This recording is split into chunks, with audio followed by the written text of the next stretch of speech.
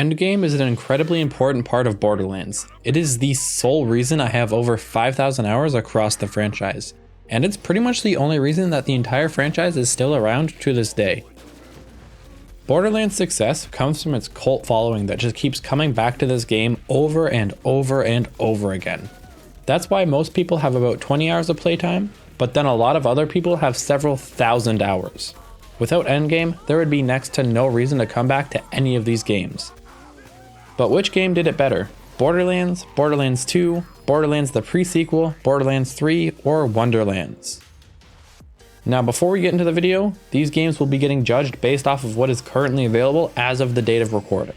So we're talking post Lilith DLC for Borderlands 2, post DLC 6 for Borderlands 3, post Chaos 100 for Wonderlands, you get the point. Anyway, without further ado, I'm Constant Canadian and this is Which Borderlands Did It Best? Endgame Edition. Starting with the first game first, Borderlands. Now, by the time Borderlands' last DLC came out, I was barely old enough to even hold a controller, let alone play a semi-complex looter shooter. Obviously, I have gone back and played it enough times to actually have an opinion on this game. But regardless, while Borderlands doesn't have the most comprehensive endgame, it still has a pretty decent endgame. Especially after the Armory of General Knox DLC, where we not only got a super awesome one-time armory, but we were also introduced to raid bosses for the first time in this franchise. An invincible boss that was designed to be tackled by a full party of Vault Hunters. Borderlands also came equipped with a second playthrough, now referred to as True Vault Hunter mode. Where the original Borderlands fell off a little bit is in farming. Like it or not, a very large portion of endgame in Borderlands games is farming for gear. Now, what the problem was in Borderlands was farming for gear was nowhere near as focused as it is in current titles. However, that isn't a really huge deal for Borderlands, as balance in that game was a lot more tame than in the current titles. And a majority of your power actually came from your skill trees rather than the weapons and the gear itself. Borderlands was the first title in the franchise, so naturally Gearbox was a little scared to still pour a lot of its assets into it. Plus, it was before Borderlands as a franchise really got its personality, so that explains a lot of the lacking endgame features in this game. To sum it up, Borderlands certainly didn't have as many endgame activities, however the endgame activities it does have are very enjoyable and iconic. So much so that I can just say ledge glitch and most people will know exactly what I'm talking about. True Vault Hunter mode, which was introduced in this game, is one of the franchise's best features, and it essentially makes this game's entire endgame. Needless to say, Borderlands definitely doesn't have the best endgame of the franchise, but it definitely does deserve a little bit of credit for not completely losing its balance later in the game's lifecycle, unlike a lot of other entries in the franchise. Borderlands 2 honestly would have gotten a way better review from me pre-Lilith DLC. However, like I said, we are judging the games by what is currently available. With that in mind, Borderlands 2 launched with Terramorphous, a Thresher raid boss, as well as Vermivorous, a secret Varkid raid boss. Borderlands 2 also launched with Playthrough 2, finally renamed to True Vault Hunter mode, and at that point, everything was great. Every story DLC released with 1 or 2 new raid bosses, most of which were pretty fun fights. I'm looking at you, Veracity. This kept the players busy with lots of raid bosses to prep for. Borderlands 2 was also the first and only game to have Headhunter style DLCs, which were usually holiday themed DLCs with a nice succinct plot and a fun boss fight right at the end. The Son of Cramorax DLC even added yet another raid boss. The Ultimate Vault Hunter Upgrade Pack Part 1 DLC added Ultimate Vault Hunter mode, which was actually a pretty welcome addition to the game. It added a third playthrough that was significantly harder than the previous 2 playthroughs. Enemies had 4 times as much health and health regen, but that was counterbalanced with slag tripling damage instead of doubling it, and weapon swap speed was moderately increased. UVHM was certainly a challenge at the end, but as long as everything is slagged, it was actually pretty manageable. However, this is where the fairness ends. Ultimate Vault Hunter Upgrade Pack 2. This DLC added yet another 11 levels, making the max level level 72. It also added Digistruct Peak and OP levels.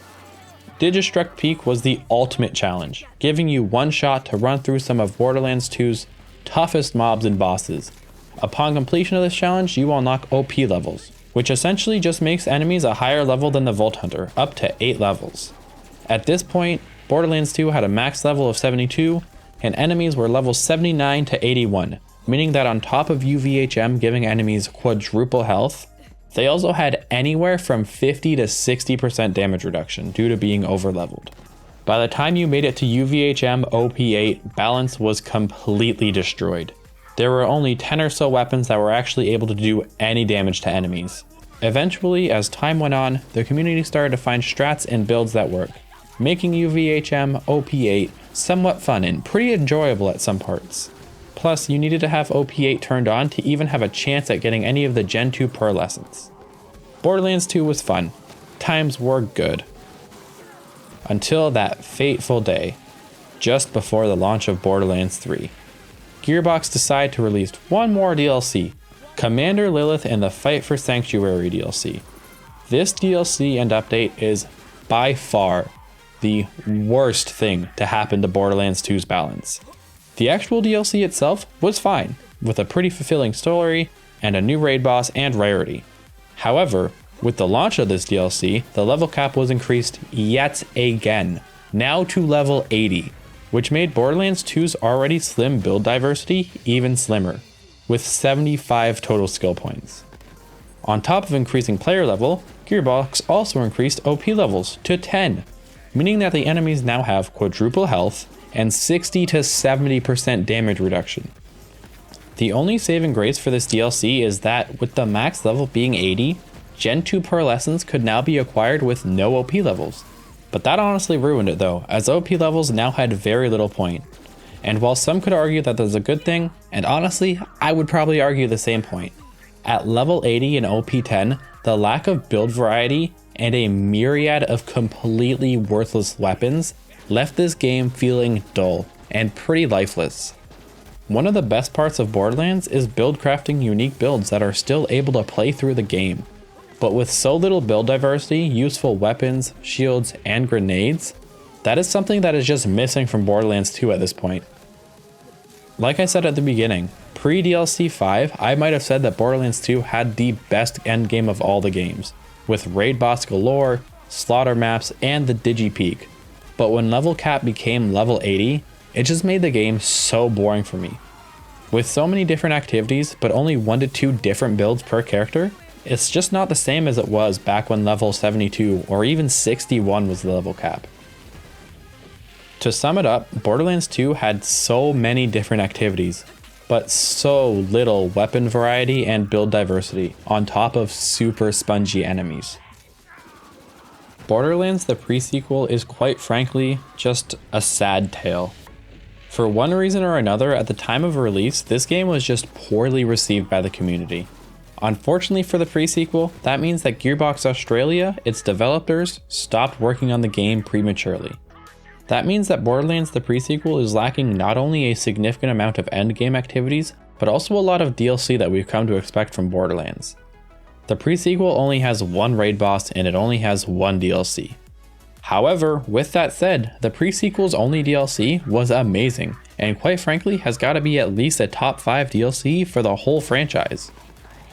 Where the pre-sequel did do things right is the new and improved Ultimate Vault Hunter mode, with significantly lower health increase, and given the lack of removal of slag, no change to slag. The most important change to UVHM though, was the lack of health regen. The health regen in Borderlands 2's Ultimate Vault Hunter mode was kinda broken, and incredibly punishing.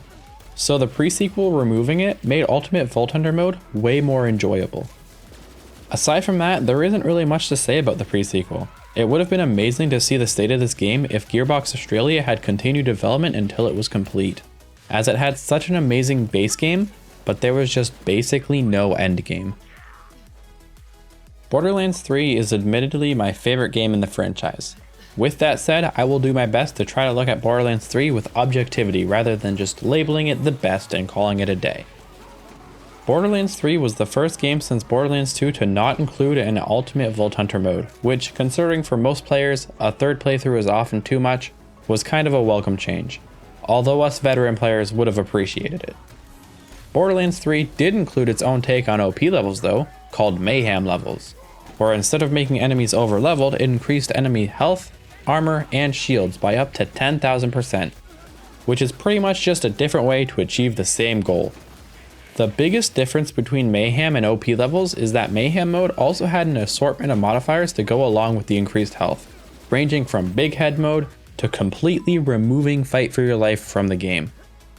These modifiers are, quite frankly, obnoxious, being more of an annoyance rather than something that actually adds fun to the game. Luckily enough, Mayhem 11 is completely modifierless with the exact same bonuses as Mayhem 10. Borderlands 3 also had some of the absolute best DLCs of the entire franchise, with every single story DLC being an absolute masterpiece of storytelling. Whether it's taking over Handsome Jack's casino or diving into Krieg's mind to see what makes him psycho, the DLCs are super fun and engaging. Borderlands 3 also introduced 2 new types of endgame activities. The first one known as Takedowns, a large-scale mobbing arena usually with 2 raid boss fights in between, as well as the second one, Proving Grounds, which is similar to Takedowns, only about just half the size. Borderlands 3 is also the only game with fully replayable slaughter maps. All 3 of the slaughter maps, Slaughter Star 3000, the Slaughter Shaft, and the Cistern of Slaughter, are completely replayable from round 1 to 5. The one place where Borderlands 3 is actually lacking in terms of endgame is standalone raid bosses. Borderlands 3, technically speaking, had 5 raid bosses if we count the Valkyries altogether. However, of those 5 raid bosses, only one, Hemovorus, was accessible without first having to go through waves of weaker mobs. And while I do personally like the takedown style fights prior to fighting the actual raid bosses, it makes farming for any of their specific drops miserable. Not to mention, there's times when really all you want to do is fight the actual raid boss and not bother with any of the, what is essentially pointless mobbing. Whereas Borderlands 3 has one standalone raid boss, Borderlands 2 has 9 separate standalone raid bosses, 12 if you count each of the dragons separately. Unfortunately for us, we never really got the standalone raid bosses with each DLC for Borderlands 3. However, it was certainly more than made up for with the many other endgame activities we did get. All in all, Borderlands 3 gave us 3 replayable slaughter maps, 6 different proving grounds, 2 takedowns, and 1 standalone raid boss. If it weren't for how obnoxious the Mayhem 2.0 modifiers are, Borderlands 3 would have had close to the perfect endgame.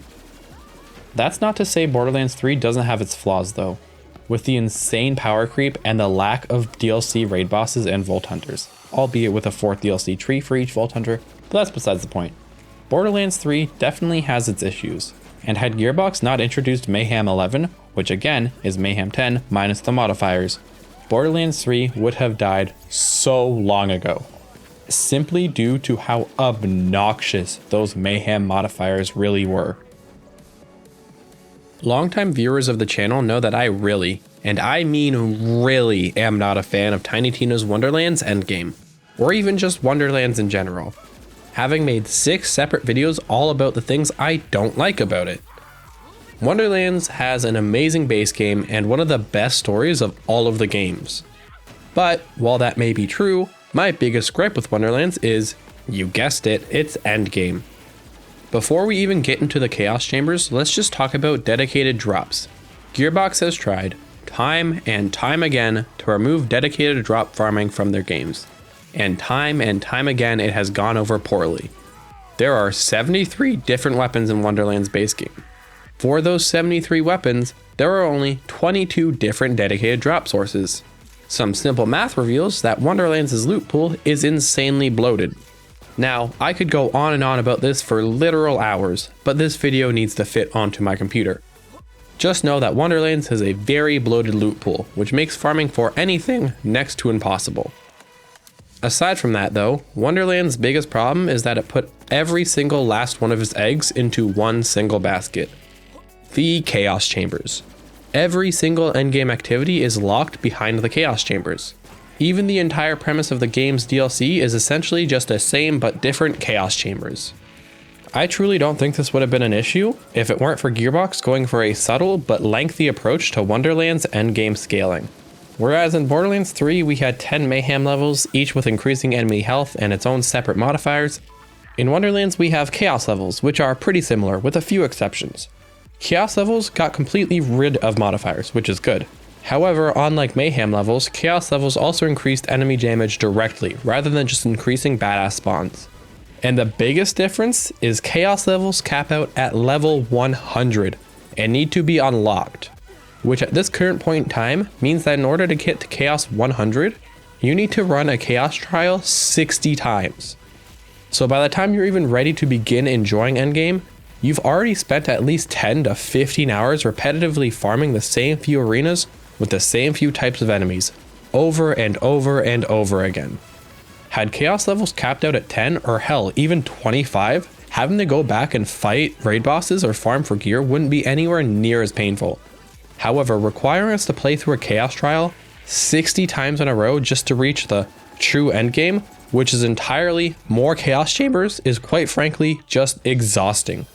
Even if you did simply forego chaos chambers or the whole chaos level completely, you'd still be locked away from at least half of this game's loot, as the only way to farm for most of the gear in this game is to fight the bosses in the chaos chambers. Wonderlands could have certainly benefited from some raid bosses, which it did have, but oh look, those are also a part of the chaos chambers. Like I said before, Wonderlands had an amazing base game, had a super awesome story with pretty interesting characters, an awesome character creation system, and hell, even chaos chambers is okay, once in a while. But the fact that that is all there is to do after finishing the story is absolutely not okay. Borderlands as a series is built on Endgame.